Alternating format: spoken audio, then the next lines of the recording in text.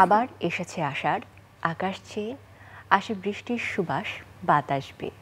শুভ দুপুর প্রিয় দর্শক, সকলকে তারকাকথনের আজকের আয়োজনে শুভেচ্ছা জানাই। আবার এসেছে আষাঢ়, এই শিরোনামে আপনাদের সকলের প্রিয় চ্যানেল আয় শুরু করেছে এবারের বর্ষার যাত্রা। বর্ষা এই ঋতুটি আমাদের সকলের জীবনে বোধহয় সব থেকে বেশি প্রভাব বিস্তার করে। আমাদের হৃদয়ে আসার, পথে প্রান্তরে আসার, প্রেমে অপ্রেমে আসার, সব কিছুতেই এই আশার মিশে আছে আমাদের হৃদয়ের সাথে। আজকে তারকাকথনের মূল উপযোগ্য কিন্তু এই আশার অর্থাৎ বর্ষা, এটি নিয়েই কথা হবে এবং এই উদ্দেশ্যে আজ আমাদের মাঝে আছেন দুজন বিশেষ শিল্পী। শিল্পী বললে ভুল হবে, সঙ্গীতের সাথে যুক্ত, কারণ বর্ষার সাথে সঙ্গীতের যে সংযোগ তা এত দৃঢ়ভাবে রয়েছে এবং আমাদের হৃদয়কে এত নাড়া দেয়, তাই সঙ্গীত শিল্পী ছাড়া যেন আমরা বর্ষাকে বা আশারকে উদযাপন করতে পারি না। তাই শুরুতে আমাদের সাথে আছেন সঙ্গীত শিল্পী এবং ঢাকা বিশ্ববিদ্যালয়ের সঙ্গীত বিভাগের বিভাগীয় প্রধান ডক্টর প্রিয়াঙ্কা গোপ, এবং সাথে আছেন সঙ্গীত শিল্পী স্বাতী সরকার। শুভেচ্ছা দুজনকে। শুভেচ্ছা। আমরা তো আষাঢ়ের উদযাপন শুরু করেছি সেই প্রথম দিন থেকে, আষাঢ়স্য প্রথম দিবস, তারপরে 1, 2, 3 করে, এবং চ্যানেল আয়ের সাথে এই যে বর্ষা, এই যে আষাঢ়ের সংযোগটাও এত সুন্দর যে প্রথম দিন থেকে শুরু করে পুরো 7 দিন বলি, 10 দিন বলি, বা পুরো মাস জুড়ে বিভিন্ন আয়োজনে চ্যানেল আয় আসলে আষাঢ়কে রাখার চেষ্টা করে। সেই জায়গা থেকে আপনাদের কাছে শুনতে চাই, যেহেতু চ্যানেলের একদমই কাছের মানুষ, পরিবারের মানুষই আমরা বলতে পারি, কেমন যাচ্ছে সবকিছু এই বিশেষ ঋতুকে ঘিরে? প্রিয়াঙ্কা গোপ।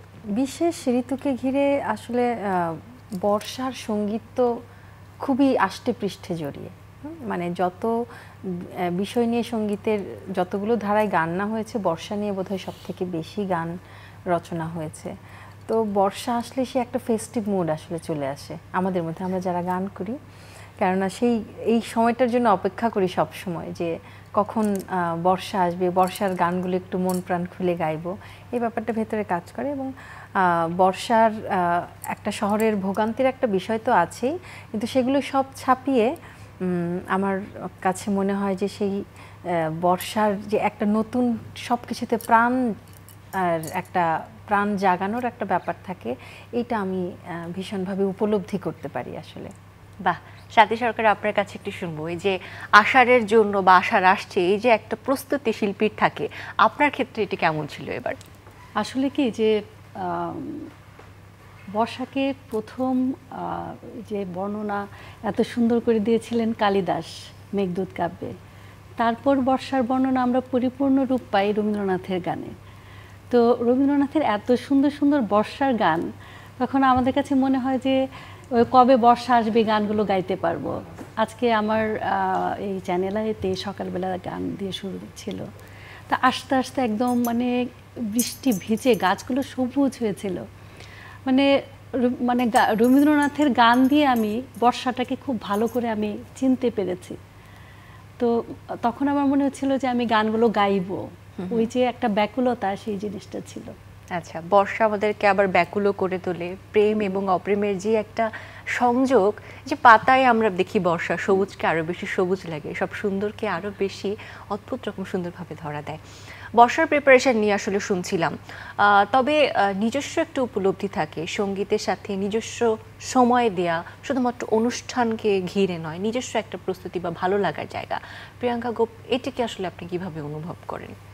নিজস্ব ভালো লাগার জায়গা তো বটেই। যেমন আমি জানি না, যখনই আকাশ মেঘ করে আসে বা ঝমঝম বৃষ্টি হতে থাকে, তখন সেটা বাসায় থাকি বা কর্মস্থলেই থাকি না কেন, সেই সময়টা কোনোভাবেই কাজে মন দেওয়া যায় না। এটা আমি কোনো রকমভাবেই পারি না, আমাকে বাইরে টেনে নিয়ে যাবেই। তো সেই ঝমঝম বৃষ্টি, এবং সঙ্গীত বিভাগ 6 তলায়, কলা ভবনের 6 তলায়, তো সেখান থেকে একদম সবুজ কৃষ্ণচূড়ার গাছগুলো দেখা যাচ্ছে, মানে কৃষ্ণচূড়া লাল হয়ে আছে, সবুজ পাতা উপর থেকে যেরকম দেখা যায় আর কি, খুব চমৎকার একটা দৃষ্টিনন্দন একটা ভিউ আছে আমার 6 তলা থেকে। তো যখন বৃষ্টি নামে, সেটা কোনোভাবেই তখন আর কাজ করার মনোযোগ থাকে না, এবং আমি একটু ফুল ভলিউমেই গান ছেড়ে দিই। ছেলেমেয়েরা আনন্দ করে বারান্দার করিডোরের মধ্যে বৃষ্টিতে, তারা ছবি তুলছে, গান গাইছে। তো তো এইটা একটা ভেতরে একটা ভিন্ন রকমভাবে একটা অনুভূতির সৃষ্টি করে আমার কাছে। তখন আর অন্য কিছু মনে হয় না, আমার মনে হয় যে সেই ভেতরের চঞ্চল ব্যাপারটা সেই বর্ষার ছন্দের তালে তালে সেটা বোধহয় ভেতর থেকে বেরিয়ে আসে। এটা কোনোভাবে আমি কন্ট্রোল করতে পারি না চাইলেও, যে আচ্ছা স্টুডেন্টরা এখানে আনন্দ করছে, আমি বিভাগীয় প্রধান, আমি একটু ভাবগম্ভীর্য নিতে, এই ব্যাপারটা কোনোভাবে আমি নিজেকে আটকে রাখতে পারি না। এটা একটা বর্ষার একটা আলাদা অ্যাট্রাকশন আমার মনে হয়, যে সে যে কোনো, শুধু আমি আমার কথা বলছি, প্রত্যেকটা মানুষের ভেতর থেকে এই ব্যাপারগুলো বোধহয় বের করে নিয়ে আসতে পারে। আর যদি বৃষ্টিতে ভেজার একটু সুযোগ পাওয়া যায় তাহলে তো কথাই নেই। সে তার আনন্দের সঙ্গে সঙ্গে যার ভেতরের গভীরতম মন খারাপটা থাকে, আমার মনে হয় বৃষ্টির জলে সেটা লুকানোর একটা অনেক বড় যায়, মানে ব্যাপার থাকে, এবং বৃষ্টিতে সেই দুঃখ কষ্টগুলো ধুয়ে যাওয়ার একটা ব্যাপার থাকে। তো বৃষ্টির অনেক শক্তি আমার মনে হয়, এবং এই বর্ষাকালের বৃষ্টির আলাদা রকমই একটা শক্তি থাকে, কারণ নতুন জল, নতুন চকচকে সবুজ পাতা, নতুন ভাবনা, সব কিছুকে ধুয়ে মুছে পরিষ্কার করে দিয়ে একটা নতুন প্রাণের সঞ্চার ঘটায়। তো আমিও আমার ভেতরে সেটা টের পাই, যে আমার ভেতরে নতুন সৃষ্টির একটা আকাঙ্ক্ষা তৈরি হয়, একটু গান গাইতে ইচ্ছে করে, ভালো গান শুনতে ইচ্ছে করে, ভালো কিছু রেঁধে খেতে ইচ্ছে করে। এই ব্যাপারগুলো আসলে খুব কাজ করে। আচ্ছা, সুরে ছন্দে তো আসলে বর্ষার কথা উঠে আসলো। আমরা বর্ষার যে প্রাসঙ্গিক গানগুলো দেখা যায় যে এই সময়ে শুনে থাকি, তবে নতুন গানগুলো তো আসছে, বিশেষ করে সামাজিক যোগাযোগ মাধ্যমে একটি গান কিন্তু ভীষণ ঘুরে ফিরে বেড়াচ্ছে, যে একটি সাদা পরি সাদা শাড়িতে কি সুন্দর একদম ঝকঝকে বর্ষার একটি গান, ধ্রুপদ ধারার একটি গান গাইছে, এবং বেশ দর্শক নন্দিত সেটি হচ্ছে। সেই গানটি নিয়ে একটু শুনতে চাই আপনার কাছে। হ্যাঁ, এই গানটা নিয়ে আসলে গত বছর থেকেই আমার কাজ চলছে। গানের শিরোনাম হচ্ছে আজই নেমেছে আঁধার, বেলা ফুরাবার শেষে। তো এখানে যতটা না বর্ষা আছে, ততটা বর্ষাকে ধারণ করা ভেতরে, তার গভীরতাকে, তার কষ্টকে, মানে বর্ষার সেই ঝড়ঝড় ধারাটাকে ভেতরের কষ্টের ধারার সাথে আসলে খুব বেশি মিনিংয়ের ভেতর দিয়ে অর্থবহ করে তোলা হয়েছে। এবং এটা করব এই করতে করতে আসলে পরে অপেক্ষা করলাম যে আচ্ছা পরবর্তী আসার আগে আমাকে গানটা শেষ করে ফেলতে হবে। তো করলাম। গানটি লিখেছে মোহাম্মদ রাজিবুল হাসান, সুর করেছে সোনালী রায়, আর সঙ্গীতায়োজন বিনোদ রায়। আর এই যে বলছিলে চমৎকার একটা সুন্দর ভেসে বেড়াচ্ছে, এই চমৎকার ভিডিওটি করেছেন, ভিডিওগ্রাফিটি ডিরেকশনে ছিলেন ইফতেখার মুনিম ভাইয়া। তো এই যে প্ল্যানগুলো, এটা অনেক আগে থেকে, কারণ গানটা এত সুন্দর, গানের লেখাগুলো, গানটা যারা শুনেছেন তারা বলবেন এত সুন্দর প্রথিত হয়েছে, প্রত্যেকটা কথা প্রত্যেকটা ভাবের সঙ্গে মিলে, তার সঙ্গে সুরারোপ, একটি রাগ একদম পিওর রাগ জয় জয়ন্তীতে গানটি আধারিত। জয় জয়ন্তীও বর্ষার সময় গাওয়া হয়, বর্ষার একটি রাগ। তো এটা মিলেমিশে এত সুন্দর একটা অ্যাম্বিয়েন্স তৈরি করে। তো তখন মনে হচ্ছে গানটা আচ্ছা আমি খুব সাধারণভাবে দর্শকের কাছে না পৌঁছে দিয়ে একটু দৃষ্টিনন্দন করে কি করে পৌঁছানো যায়। তখনই মুনিম ভাইকে বললাম, মুনিম ভাই এরকম একটা গান আপনি দেখেন, শোনেন, শুনে তারপর ভাবেন। তো তিনিও খুব পছন্দ করলেন এবং চমৎকার একটি ভিডিও করলেন। আমার কাছে ভালো লেগেছে আসলে এই অর্থে, কেননা বৃষ্টির তো আসলে অনেক গান হয়, অনেক ধরনের গান হয়, অনেক ছন্দের, অনেক ভাবের, অনেক কিছু আছে বৃষ্টির মধ্যে। তো সেই জায়গা থেকে একটা পিওরিটি যদি বলি, পিওরিটি মিনস হচ্ছে শুদ্ধ সঙ্গীতের যে ব্যাপারগুলো, অর্থাৎ রাগের যে ব্যাপারগুলো উঠে আসে। বৃষ্টির কিছু স্পেশাল রাগ থাকে, মল্লার, মেঘ, হ্যাঁ, এই ধরনের রাগ জয় জয়ন্তী আছে। তো সেইটাকে বেস করে গানটাকে একটু কিছুটা আধুনিক ছোঁয়া দিয়ে কিভাবে দর্শকের কাছে পৌঁছানো যায় এবং আমাদের শেকড়টাকে সুন্দরভাবে, সঙ্গীতের শেকড়টাকে ধরে রাখার একটা প্রয়াস করা যায়, সেই লক্ষ্যেই কাজ করছিলেন এবং এটি তার ধারাবাহিকতা। আমরা যে গান নিয়ে এত গল্প শুনছি, এত কথা শুনছি, এই মুহূর্তে দর্শকদের সাথে নিয়ে গানের একটু অংশ আমরা দেখে আসি, আবার গল্পে ফিরবো। চলুন প্রিয় দর্শক।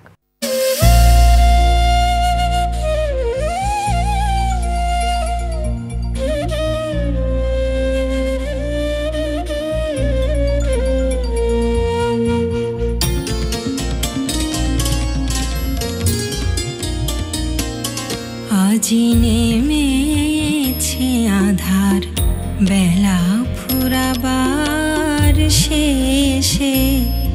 আজি নেমেছে আধার, বেলা ফুরাবার শেষে। উতল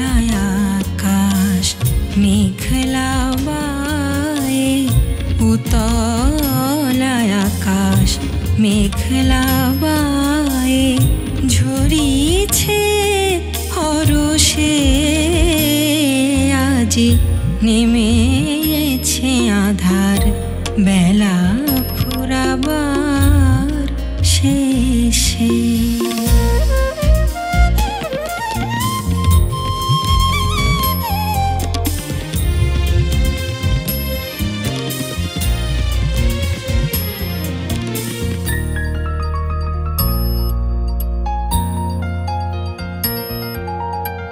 বিরহীকে কাঁদিছে একা আষাঢ়ে ঘন বরষে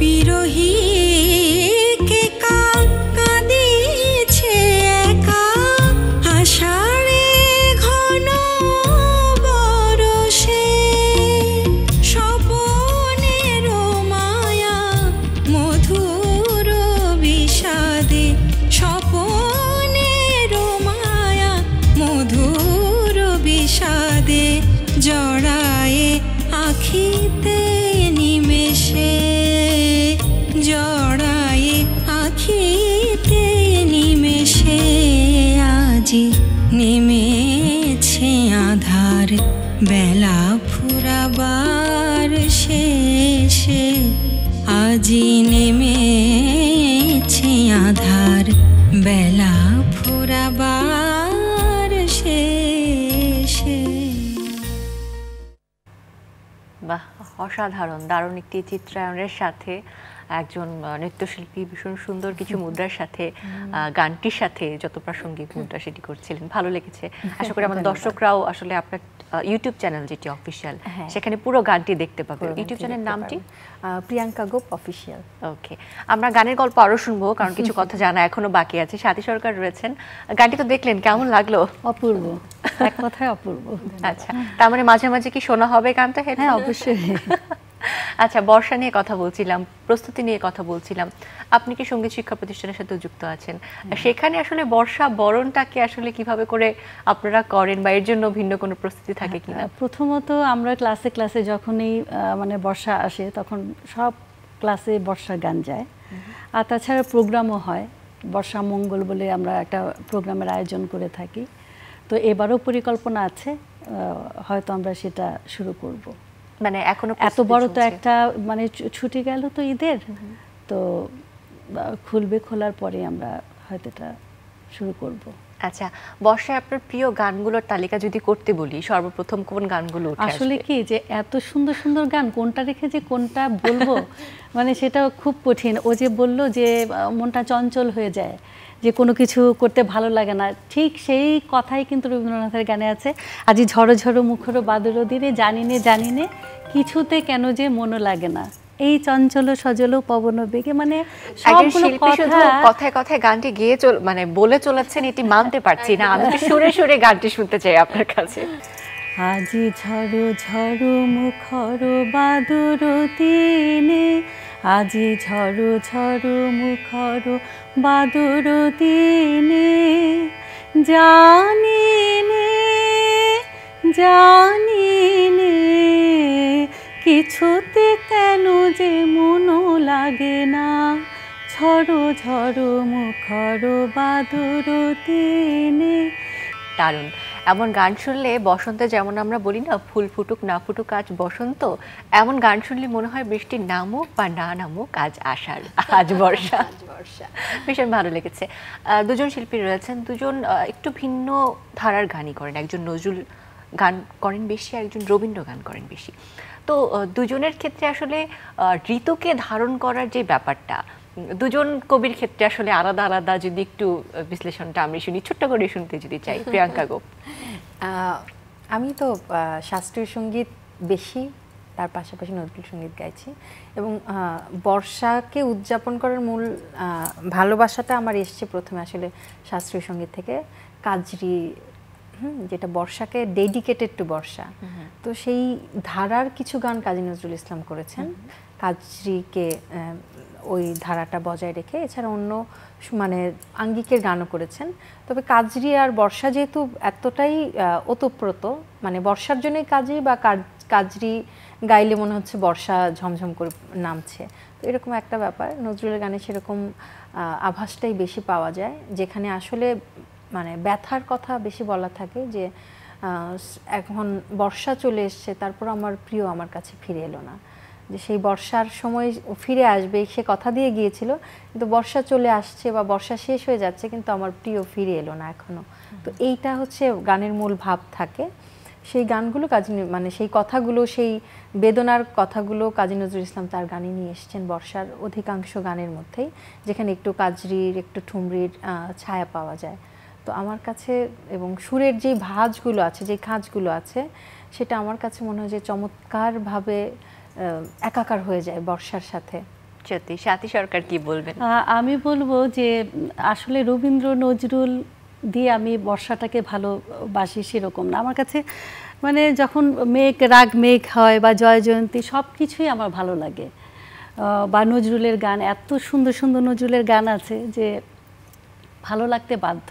সেটা আমি রবীন্দ্রনাথের গানেই গাই আর যে গানেই গাই। তবে আমি রবীন্দ্রনাথের গান শুনে বর্ষাটাকে ভালো করে চিনতে পেরেছি, প্রকৃতিকে ভালো করে চিনতে পেরেছি। কদম ফুলটা যে এত সুন্দর, বাদল দিনেরও প্রথম কদম ফুল, ওই গানটা শুনে আমি কদম ফুলকে ভালোবেসেছি।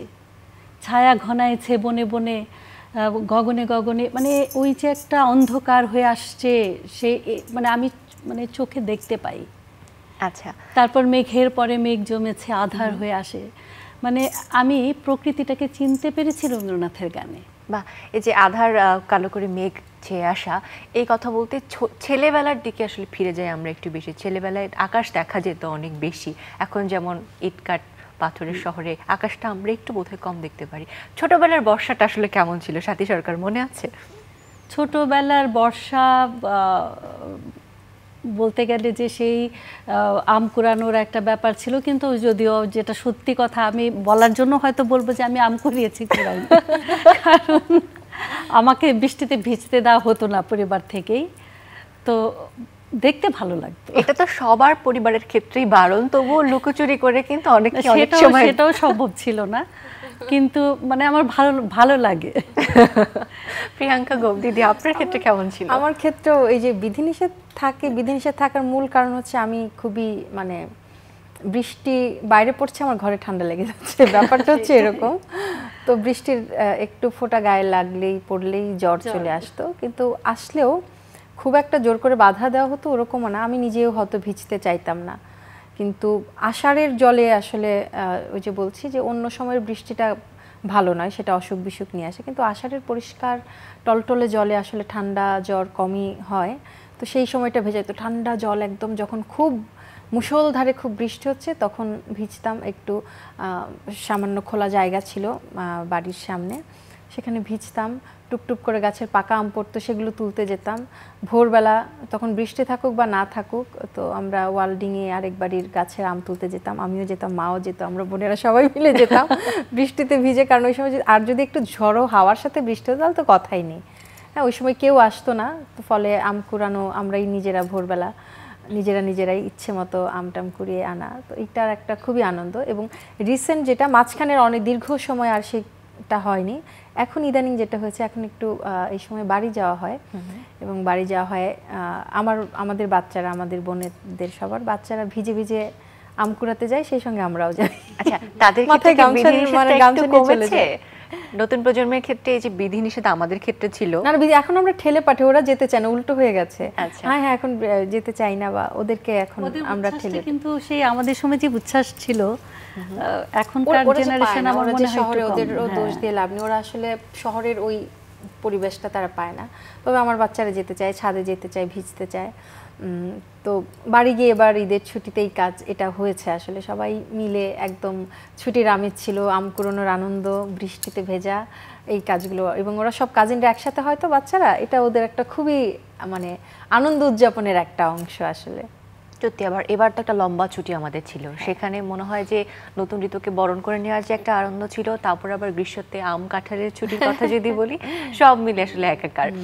তো যদি বলি যে আপনার গানের দৃশ্যায়ন নিয়ে আমি একটু ফিরে যেতে চাই, যেহেতু ওই গ্রামীণ পরিবেশ বা ওই পুরনো বাড়ির একটা আবহ ছিল আপনার গানে, তাই এই প্রসঙ্গে আসলে ফিরে এলো। গানটির দৃশ্যায়নটা কোথায় হয়েছে? এটি হচ্ছে মুন্সিগঞ্জের পালবাড়িতে। আচ্ছা। এবং সেদিন আসলে আমরা অনেক অপেক্ষা করেছি যে বৃষ্টি টিষ্টি যদি হয়, কিন্তু বৃষ্টি হয়নি। কিন্তু শেষ দিকে আমাদের শুটিং প্রায় শেষ হয়ে আসছে, সেই সময় একদম আকাশ অন্ধকার করে খুব জোরে বাতাস ছেড়েছে, ঝোড়ো হাওয়া। শেষ সময়টা খুব সুন্দরভাবে আমরা শ্যুট করতে পেরেছি এবং সেই অ্যাম্বিয়েন্সটা আজই নেমেছে আদার বেলা ফুরোবর শেষে, মানে বেলা শেষ দিকে আমাদের শুটিং শেষ হয়ে আসছে এবং কিছুটা একটু বৃষ্টি স্নাত একটা ব্যাপার এসছে। খুব খুব সুন্দর, আমরা এনজয় করেছি ভীষণ, মানে খুব আনন্দ হয়েছে আমাদের। এবং শুরুর দিকে আমরা যখন শ্যুট শুরু করি, মধ্য দুপুরের ঠিক আগে আগে সেই প্রচণ্ড সূর্যের তেজ, সেটা মানে এতটাই তেজ নেওয়া যাচ্ছিল না কোনোভাবেই, মানে গা পুড়ে যাচ্ছিল, চামড়া পুড়ে যাচ্ছিল। এবং যে নেচেছে ও আমারই ছাত্রী, ওর নাম হচ্ছে উপন্যাস, হুমায়রা উপন্যাস, ওকে নিয়ে গিয়েছিলাম। তো ও তো এত বড় ফ্রেমে এটাই ওর প্রথম কাজ করার অভিজ্ঞতা। তো ও বেচারি একদম পা পুড়ে গিয়ে, আমি দেখে ওর পায়ের তলা লাল হয়ে গেছে, কারণ ওই একটা ওপরের শট দেখবেন, ওপরে একটা ড্রোন শট আছে, তো সেখানে ও মাঝখানে নাচছে আর আমি পাশে বসে গান গাইছি। তো ওই জায়গাটা পুরোটাই তো শান বাঁধানো, তো এখন গরমে একদম সূর্যটা বোধহয় ওখানেই ছিল ওই সময়টা, গরমে মানে পুরো তেতে আছে। ওই সময়টা ও বেচারি ওখানে নেচেছে, বলতে ম্যাম আমার ফেলতে খুব কষ্ট হচ্ছে, আমি বুঝতে পেরেছি। তারপর ও অনেক ডেডিকেশন নিয়ে কাজটা করেছে রোদের মধ্যে, ও চেষ্টা করেছে ওর জায়গা থেকে যতটুকু সম্ভব। আর আমরা তো মানে গানের আনন্দেই খুবই আনন্দিত। মুনিম ভাইও তার সে ছাতাও নেয়নি, আমি তো দেখেছি আমি যে ডিরেক্টররা দেখে মাথায় ছাতা টাতা নিয়ে বেশ একটা ভাবটা নিয়ে বসে থাকে, তো উনি সেটাও করেননি। উনিও গরমে, প্রচণ্ড গরমে ঘেমে কাজ করেছেন। আমাদের লিরিসিস্ট রাজীব ভাইও গিয়েছেন সাথে এর অংশীদার হতে। কারণ এক একটা কাজ হয় কি এক একটা নিজের সন্তানের মতো, আসলে সেরকমই, সেটা যত ছোট কাজই হোক না কেন বা যেটাই হোক না কেন। তো এই গানটাও তাই। এবং যেহেতু এটা আমার ইউটিউব চ্যানেলের জন্য নিজস্ব একটা কাজ, তো আমার একটু মায়া বেশি, একটু যতটুকু পরিশ্রম আমার দ্বারা করা সম্ভব হয়েছে বা টিমের করা সম্ভব হয়েছে প্রত্যেকেই করেছে, এবং আমার মনে হয় যেন একটা ভালো আউটপুট এসেছে। এখন পর্যন্ত কিন্তু কিছু রেসপন্স তো পেয়েছেন, যেহেতু আপনার অফিসিয়াল ইউটিউব চ্যানেলে গানটি আপলোড করেছেন, বা ফেসবুকেও ছোট ছোট রিলস আকারে হয়তো ঘুরে বেড়াচ্ছে আমাদের চোখের সামনে। রেসপন্সটা এখন পর্যন্ত কেমন? রেসপন্স এখনো পর্যন্ত ভালো, কারণ আমার তো একটা অডিয়েন্স আছে। আমার অডিয়েন্স বলতে আমার গান যারা ভালোবাসেন সেরকম অডিয়েন্স আছে। কিছু অডিয়েন্স গ্রো করেছে যারা এই ধরনের একটু সেমি ক্লাসিক্যাল ধরনের গান তারা শুনতে চান। ইদানিং যেটা একদমই হয় না আসলে বলতে গেলে, আগের পুরনো গানগুলোই আমরা ঘুরে ফিরে কাভার করি। তো এখন এই ধরনের গান আসলে সেই দর্শক শ্রোতারা খুব খুশি হয়ে যান, এবং সেরকম নতুন কিছু অডিয়েন্স পেয়েছি যারা সত্যিকার অর্থেই গান ভীষণ পছন্দ করেছে। যে এই ধরনের গান বা এরকম স্নিগ্ধ সুন্দর দৃশ্যায়ন, যেটা আমার চোখে দেখেও ভালো লাগছে, আমার কানে শুনেও ভালো লাগছে, এই ধরনের অনেক কমেন্টস পেয়েছি। অনেক গুণী মানুষরা যারা সঙ্গীতের সাথে যুক্ত তারাও বেশ প্রশংসা করেছেন। তো আমার মনে হয় যে আমরা ইনিশিয়ালি সাকসেসফুল গানটা নিয়ে, যে আমরা একটা ভালো ভাবনা থেকে গানটা তৈরি করার চেষ্টা করেছি এবং সেটা খুব ভালো গ্রহণ করছে, ভালো রেসপন্স হচ্ছে। অনেক অনেক ধন্যবাদ। আজকে দিনটি খুব ভালো কাটলো, আমরা বর্ষার মাঝেই যেন বুধ হয়েছিলাম। সাথী সরকার, আপনাকে অনেক ধন্যবাদ। গল্পে গল্পে সময় আমাদের শেষ, এখন আমাদের বিদায় নিতে হবে দর্শকদের থেকে। তবে বর্ষা কিন্তু শেষ না, বা আসার শুধুমাত্র শুরু হলো। আগামী 2 মাস জুড়ে এই বর্ষার আবহ থাকবে, এবং প্রিয় দর্শক আপনাদের সাথে থাকবে আপনাদের প্রিয় চ্যানেল আই। সেখানে বর্ষার বিভিন্ন আয়োজন আপনাদের উদ্দেশ্যে সারাদিন ব্যাপী চ্যানেল আই বিভিন্ন সময় হবে, এবং এই 2 প্রিয় শিল্পীর গানও বিভিন্ন সময় আপনারা চ্যানেল আইয়ের পর্দায় শুনতে পারবেন। আমাদের নিয়মিত সকালের গানে তো আছেই। সকলকে দেখার আমন্ত্রণ জানিয়ে আজকের আয়োজন থেকে বিদায় নিচ্ছি। সকলে ভালো থাকবেন, সুস্থ থাকবেন।